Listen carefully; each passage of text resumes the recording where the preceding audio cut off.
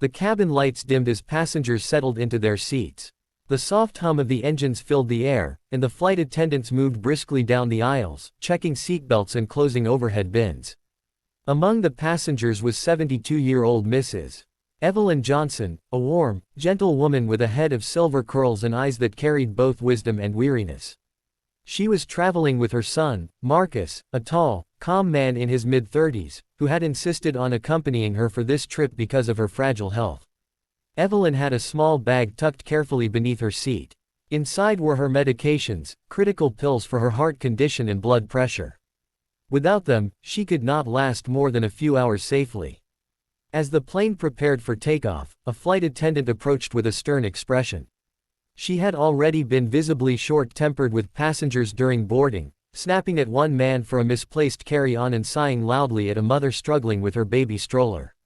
When her eyes fell on Evelyn's small medical pouch, she frowned. "Ma'am, that bag has to go in the overhead bin," she said firmly. Evelyn smiled politely and explained in her soft voice, "It has my medicine. I need to keep it with me." But the attendant shook her head, her tone sharp and dismissive. "Rules are rules. Everything must be stowed." Marcus immediately leaned forward. "This isn't just any bag. It contains her life-saving medication. She has a heart condition." The attendant's expression hardened as if his words were a challenge. With a quick motion, she reached down, snatched the pouch, and tossed it into a nearby trash bag full of confiscated items. The sound of Evelyn's gasp echoed in the quiet cabin. Her hand clutched her chest as tears welled in her eyes. The entire row of passengers froze, stunned by what they had just witnessed. Marcus's pulse surged. He could hardly believe what had happened. His mother's medication, the very thing keeping her alive, had been treated like garbage. He stood up slowly, towering over the attendant, his voice trembling not with fear but with controlled fury. "You just threw away my mother's medicine. Do you have any idea what you've done?" The flight attendant folded her arms, dismissive. "Sir, sit down, or I'll have you removed from this plane." The cabin erupted into whispers. Passengers were horrified, some shaking their heads, others muttering in disbelief. A woman across the aisle whispered, "That's not right, she needs that medicine." A man two rows back pulled out his phone and began recording, capturing the injustice on camera. But for Marcus, none of that mattered in the moment. All he could see was his mother's trembling hands and her panicked breathing. Without hesitation, Marcus pressed the call button and demanded to see the captain. The flight attendant scoffed, but the captain soon arrived, sensing the tension. Marcus explained with raw emotion, pointing to his mother and the trash bag where her medication now lay buried. "My mother's life is in danger because of your employees' reckless behavior. We're not moving until she gets her medicine back." His voice carried not just anger, but a deep, undeniable truth, a son's desperate plea for his mother's safety. The cabin fell silent as the weight of the situation sank in.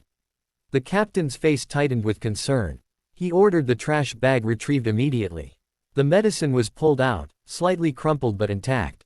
Marcus gently placed it back into his mother's hands, his jaw clenched, his eyes filled with both relief and rage. Evelyn's tears rolled down her cheeks as she whispered, "Thank you, son. I don't know what I'd do without you." But Marcus wasn't done. He turned to the captain and said firmly, "This flight isn't going anywhere until proper action is taken. No passenger, especially an elderly woman, should ever be treated like this. If she had taken off without her medicine, this could have turned into a medical emergency thousands of feet in the air. Do you understand?" His voice carried so much conviction that other passengers began to clap in support. "He's right," one man shouted. "She could have died because of that." Another woman added. The murmurs of support grew louder, echoing through the cabin like a rising tide. The flight attendant, who had stood rigid and unrepentant, now looked pale as the captain turned to her. "You've crossed a serious line," he said sternly. "You endangered a passenger's health and violated basic decency." Under the pressure of dozens of watchful eyes and Marcus's unwavering stance, the captain made a decision. The attendant was removed from duty and escorted off the plane. The delay stretched on for over an hour, but not a single passenger complained. In fact, many said openly they were glad the plane was grounded until justice was served.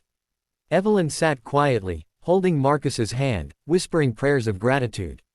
Her son had stood up for her in a way that went beyond family. It was a stand for dignity, for humanity, for every elderly person, every black person, every vulnerable soul who had ever been mistreated or silenced.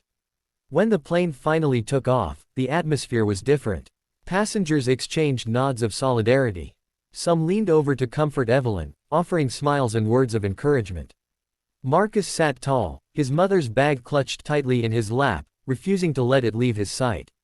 He wasn't just a son anymore, he was a protector, a voice for justice. By the time they landed, the story had already begun spreading online. The video taken by a passenger went viral, sparking outrage and calls for accountability. Messages poured in from people across the world, praising Marcus for his courage and condemning the cruelty his mother had endured. Airlines issued statements, and policies were reviewed. But for Marcus, none of that mattered as much as the simple fact that his mother was safe beside him. The incident became more than just a viral story. It became a reminder that sometimes it takes just one person standing firm to spark change. Marcus's words echoed in the minds of those who had witnessed it. No flight, no rule, no job is more important than someone's life. And for Evelyn, as she held her son's hand and stepped off that plane, she knew she wasn't just walking with her child. She was walking with hope that the world could still be better, if more people had the courage to ground injustice before it ever took flight.